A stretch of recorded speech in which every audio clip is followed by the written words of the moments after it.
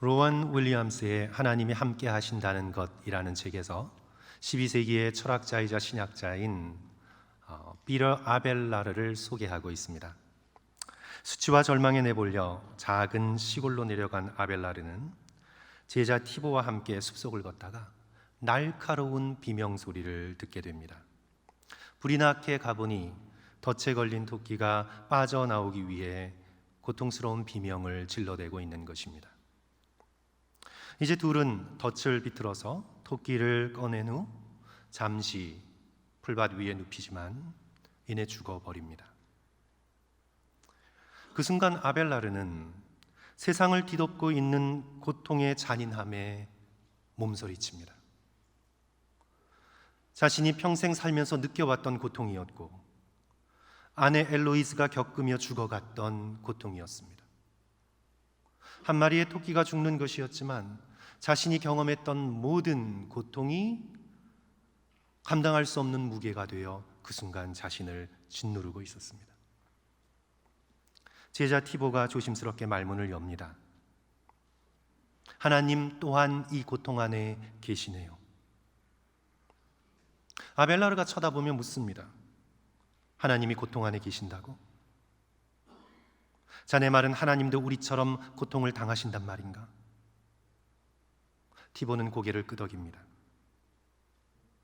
아벨라르는 세상의 모든 고통이 그리스도의 십자가였다는 의미였냐고 되묻자 티보는 다시 고개를 끄덕이며 그렇다고 대답합니다.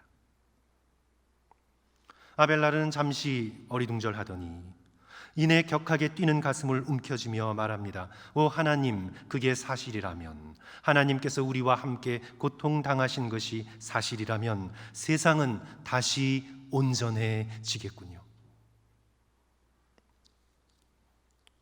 하나님께서 세상의 고통에 동참하셨다면, 하나님께서 예수 그리스도를 통해 인간의 육체를 입으시고 이 땅 가운데 오셔서 십자가의 자리에서 가장 고통받는 자가 되어 우리의 고통에 100% 동참하셨다면, 그것이 사실이라면 사랑하는 성도 여러분, 세상은 반드시 온전해질 것입니다. 그리스도께서 부활하셨기에 세상은 다시 온전해질 것입니다. 그것이 바로 오늘 본문 20절 말씀의 선언입니다. 그러나 이제 그리스도께서 죽은 자 가운데서 다시 살아나사 잠자는 자들의 첫 열매가 되셨도다. 오늘 본문은 예수 그리스도의 부활로 시작하여서 이제 세상을 온전케 하시는 하나님의 로드맵을 오늘 우리에게 보여주고 있습니다. 이제 그 로드맵의 주요 표지를 따라서 저는 오늘 말씀을 함께 이어가고자 하는데요, 세 가지 표지를 성도 여러분들과 함께 살펴보려고 합니다. 이 첫 번째 표지는 첫 열매라는 그런 사인, 그런 표지입니다. 우리 다 같이 20절 말씀을 한 목소리로 읽겠습니다. 그러나 이제, 같이 읽습니다. 시작. 그러나 이제 그리스도께서 죽은 자 가운데서 다시 살아나사 잠자는 자들의 첫 열매가 되셨도다. 예수 그리스도의 부활이 이미 죽은 자 그리고 앞으로 죽을 자들에게 첫 열매가 되셨습니다. 이 첫 열매의 뜻을 이해하기 위해서 우리는 구약을 살펴보아야 합니다. 레위기 23장을 보시면 이제 약속의 땅에 들어가게 될 텐데, 약속의 땅에 들어가 얻게 될 첫 열매는 반드시 하나님께 바쳐야 한다는 규례가 나옵니다. 대표성의 원리죠. 첫 열매를 바치는 건 그 뒤에 나오는 모든 열매를 하나님께 드린다는 대표성의 행위입니다. 우리가 일주일의 첫날 주일을 하나님께 드리는 것은 나머지는 나의 날이 아니라 첫날을 주님께 드림으로 나머지 6일도 모두 하나님께 속한 날임을 고백하는 대표적인 예배의 행위입니다. 우리가 소득의 열의 하나를 떼어 11조로 하나님께 드리는 것은 나머지 9이 내 것이라는 뜻이 아니라 하나를 온전히 드림으로 나머지 모든 것이 하나님의 것이라는 우리의 신앙의 고백이지요. 이게 바로 대표성의 원리입니다. 첫 열매를 바치는 것은 앞으로 얻게 될 모든 열매가 하나님의 것이라는 신앙의 고백입니다.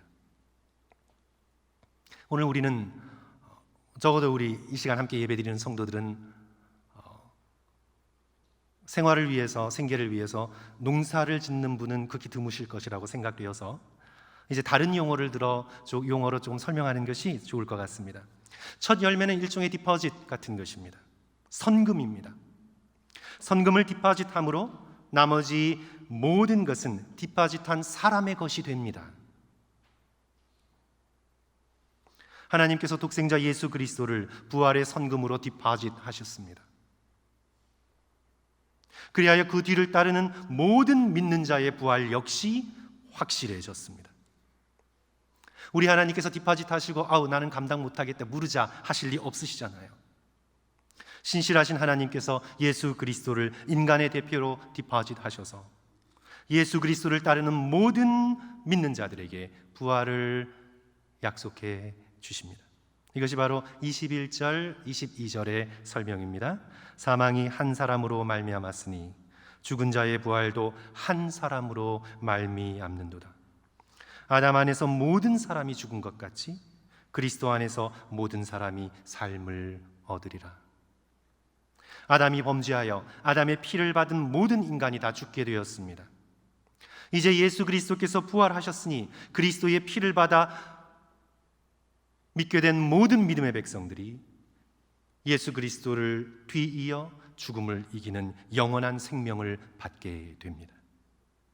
바로 그 증거, 첫 열매, 선금, 디포짓이 바로 예수 그리스도의 부활이라는 뜻입니다.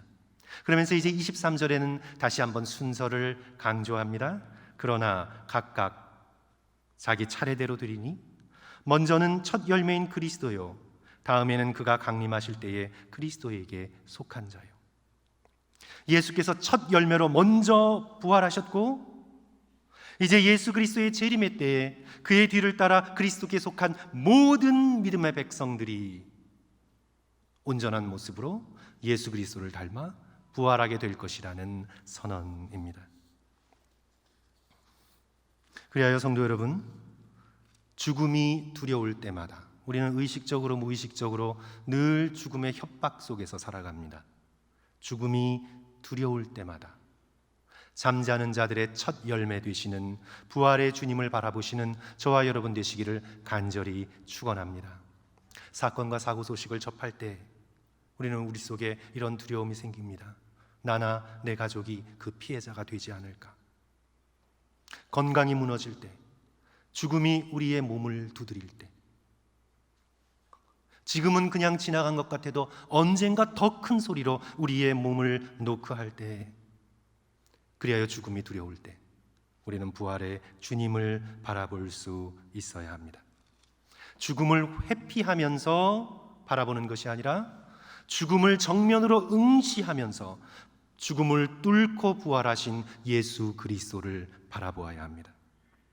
도피가 아닌 직면하면서 부활의 주님을 기억해야 합니다. 그럴 때 우리는 죽음의 공포를 이길 수 있는 예수 그리스도께서 약속하신 부활의 능력을 지금 여기에서 우리의 마음속에 받게 됩니다. 그게 바로 히브리서 2장 14절 15절의 말씀이죠. 자녀들은 혈과 육에 속하였음에 그도 또한 같은 모양으로 혈과 육을 함께 지니심은 죽음을 통하여 죽음의 세력을 잡은 자 곧 마귀를 멸하시며, 그다음에 정확하게 우리의 상태를 아십니다. 15절 또 죽기를 무서워함으로 한평생 매여 종노릇하는 모든 자들을 놓아주려 하심이니. 평생을 죽음의 공포에 매여 사는 우리를 놓아주시기 위함입니다. 무엇을 통해? 십자가의 사랑과 부활의 능력을 통해. 예수 그리스도의 부활로 이제 죽음은 소리만 요란했지 믿음의 백성을 해할 아무런 힘이 없어지게 되었습니다. 아무런 힘이 없습니다. 이제 우리의 인생길에 호랑이를 만나서 이제 나는 죽었구나 생각했는데 자세히 호랑이를 살펴보니 이빨이 없어요. 다 빠졌어요. 발톱을 보니까 발톱도 다 빠졌어요. 가죽만 호랑이고 무늬만 호랑이입니다. 예수 그리스도의 부활로 사망은 힘을 잃었습니다. 이빨, 발톱 다 빠졌습니다. 믿음의 성도들을 해할 수 있는 것이 아무것도 없습니다. 도널드 그레이 바운하우스라는 목사님이 20세기 초반에 훌륭한 부흥사였는데요. 암으로 세상을 떠난 아내의 장례식 날 아이들을 태우고 장례식장으로 가고 있었습니다. 어린 자녀들에게 어떻게 엄마의 죽음을 설명할까 고민할 때 옆에 커다란 트럭이 큰 그림자를 들이우며 지나갑니다. 그때 뒷좌석에 앉은 자녀들에게 묻습니다. 너희들 저 트럭 봤니? 그림자도 봤어? 네, 봤어요. 너희들은 트럭한테 바치는 게 좋아? 아니면 그림자에 바치는 게 좋아? 물어보나 마나죠. 당연히 그림자죠. 아버지가 설명하기를 너희들이 알았으면 하는 사실이 있는데 죽음이라는 트럭은 예수님을 덮쳤단다. 그래서 죽음의 그림자만 내 엄마를 지나간 거야. 그렇습니다, 성도 여러분. 죽음이 맹렬한 속도로 십자가에 예수님을 치어버렸습니다. 예수 그리스도께서 십자가에서 죽음의 그 모든 것들을 다 받아내셨습니다. 이제 우리에게 지나가는 건 그림자뿐입니다. 그림자는 아무 힘도 없습니다. 그림자는 아무것도 하지 못합니다. 엄청나게 크게 보이지만 아무것도 할 수 없습니다. 왜냐하면 예수 그리스도께서 잠자는 자들의 첫 열매가 되셨기 때문입니다. 오늘 본문이 우리에게 보여주는 세상을 새롭게 하시는 두 번째 표지는 마지막이라는 사인입니다. 첫 열매라는 사인이 오늘 본문에 있고 그 다음에 마지막이라는 사인이 있는데 24절 말씀 성도 여러분 한 목소리로 함께 읽겠습니다. 그 후에는 마지막이니 그가 모든 통치와 모든 권세와 능력들을 멸하시고 나라를 아버지 하나님께 바칠 때라. 마지막이 올 것이다. 텔로스.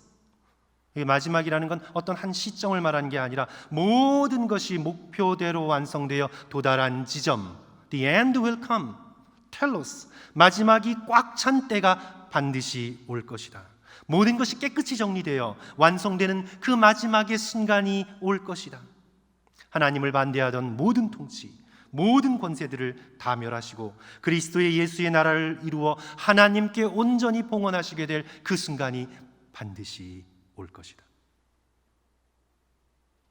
모든 원수들이 사라질 것이고 이제 맨 마지막에 사망이 흔적조차 없이 그림자조차 남기지 않고 사라질 것이라. 이게 25절, 26절의 말씀입니다. 그가 그리스도죠. 그가 모든 원수를 그 발 아래에 둘 때까지 반드시 왕노릇 하시리니 맨 나중에 멸망받을 원수는 사망이니라.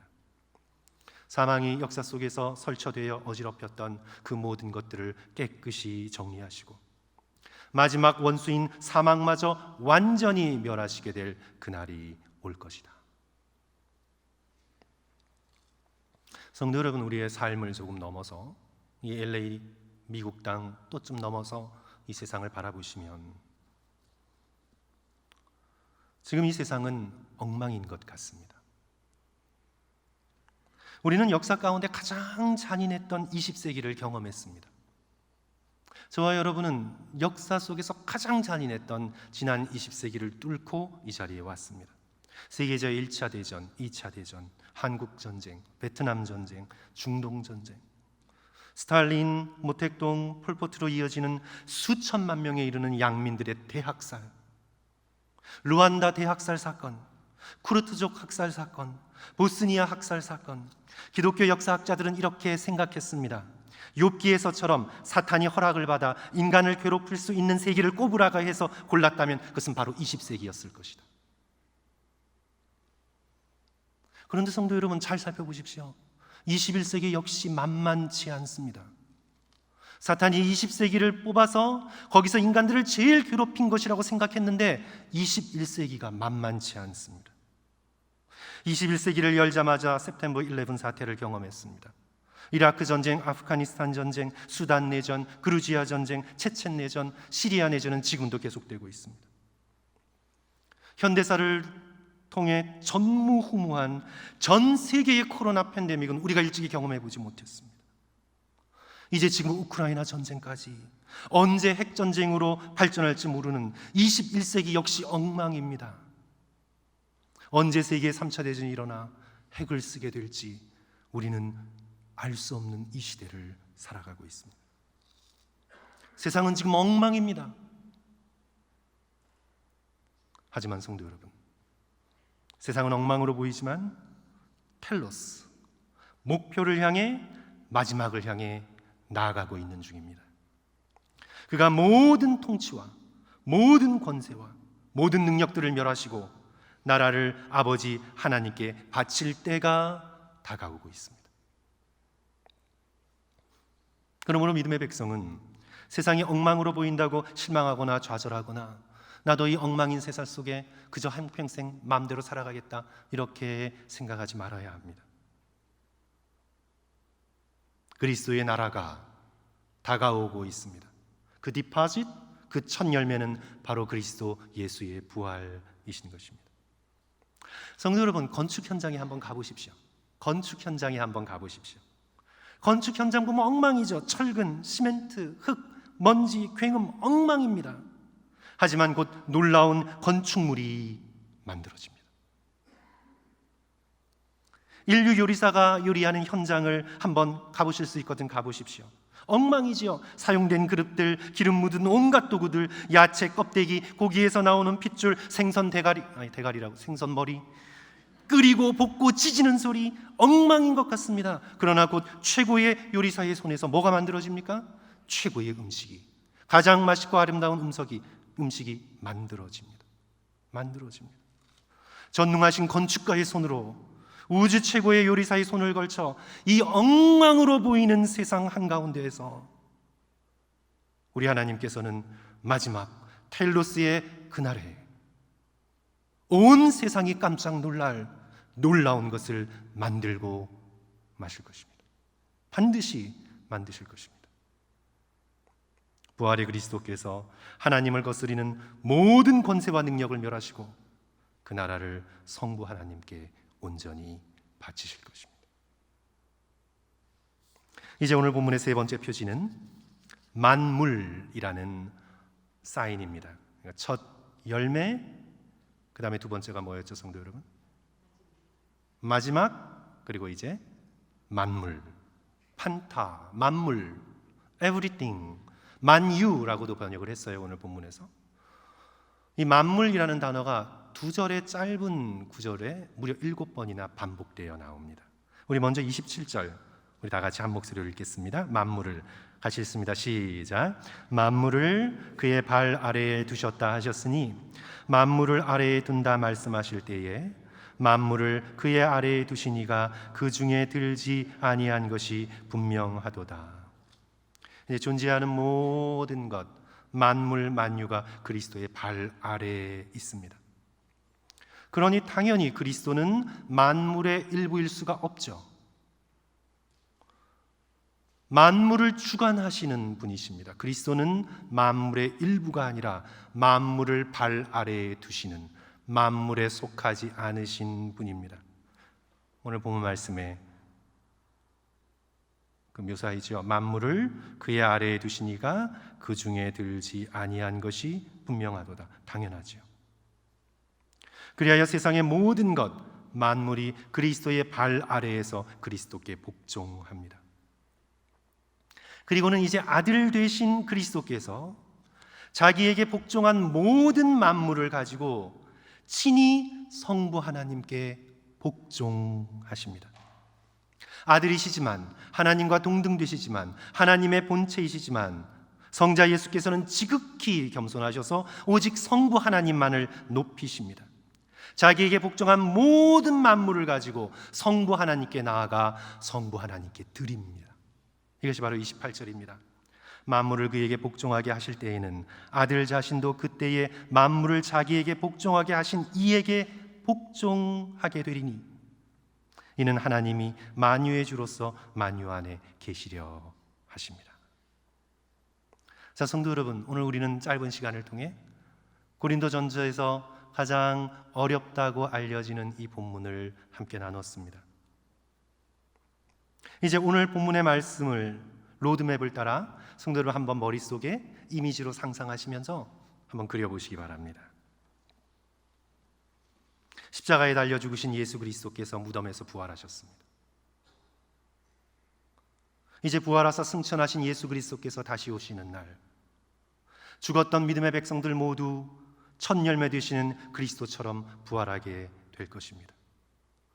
이제 마지막에 이르러 하나님을 거스리는 세상의 모든 권세, 모든 통치, 능력들을 멸하시고 제일 마지막에 원수되는 사망을 완전히 멸하실 것입니다.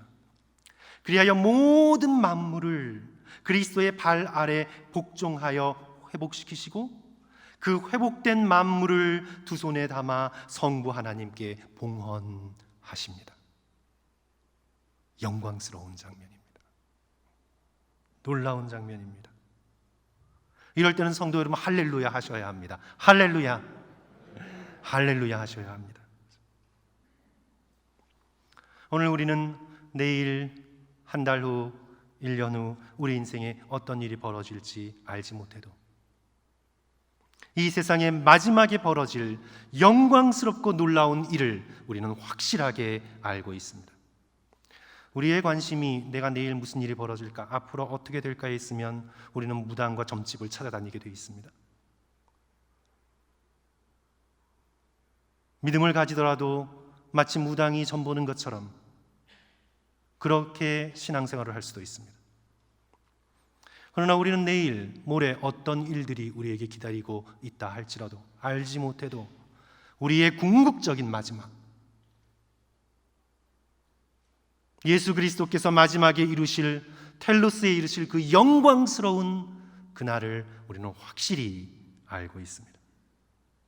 그리하여 우리는 내일을 두려워하지 않으며 그리스도를 신뢰하고 매 순간 하나님께 순종할 수 있는 것입니다. 사랑하는 성도 여러분, 우리 일상의 작은 순종이 너무나 중요합니다. 죽음의 위협 앞에 항상 부활을 바라보고, 때로 인생을 살다가 우리들의 하루가 엉망인 것 같은 적이 있잖아요. 내가 계획했던 대로 하루가 잘 이루어진 것 같은 때도 있지만 하루가 엉망이 된 경우도 있습니다. 하루가 그렇게 엉망인 것 같을 때에도 그리스도께서 일하신다. 지금 엉망인 나의 하루, 나의 삶을 통해서도 그리스도께서 역사하셔서 하나님의 뜻을 이루신다. 순간순간 믿으며 나의 생각, 나의 감정, 나의 행동을 하나님께 올려드리는 저와 여러분이 되어야 되겠습니다. 무엇보다 성도 여러분, 소망을 부활하신 그리스도께 올려놓으셔야 합니다. 팀 켈러 목사님은 소망을 두 개로 이렇게 구분을 했습니다. 상대적인 소망과 궁극적인 소망. 상대적인 소망은 사람과 환경이 기대는 그런 소망입니다.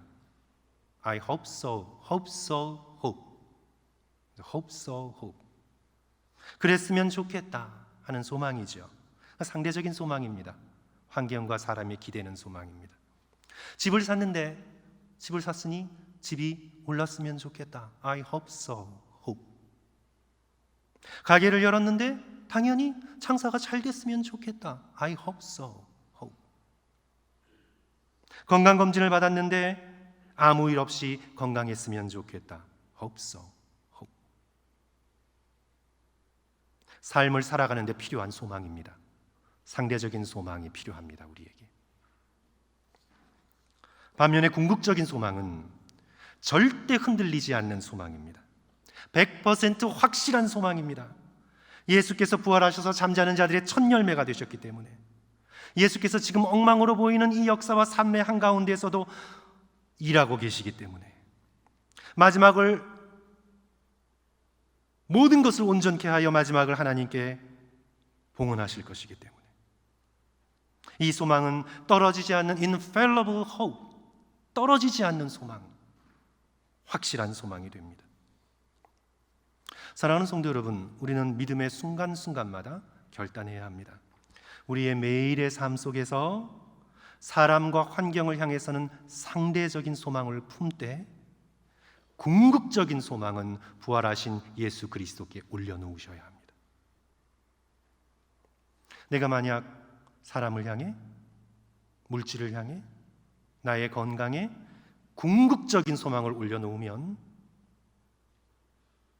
여러분은 넘어질 것입니다. 자녀에게 궁극적인 소망을 올려놓으면 여러분은 반드시 넘어질 것입니다. 사람과 환경에는 상대적인 소망이면 충분합니다. 오직 우리의 절대적인 소망은, 궁극적인 소망은 부활하신 예수 그리스도께 올려놓아야 합니다. 팀 켈러 목사님이 스스로도 고백하기를 지금 췌장암 4기입니다. 70세인데 췌장암이 1기여도 힘든데 지금 4기까지 되었습니다. 그래서 매일매일 힘겨운 싸움을 싸우고 있습니다.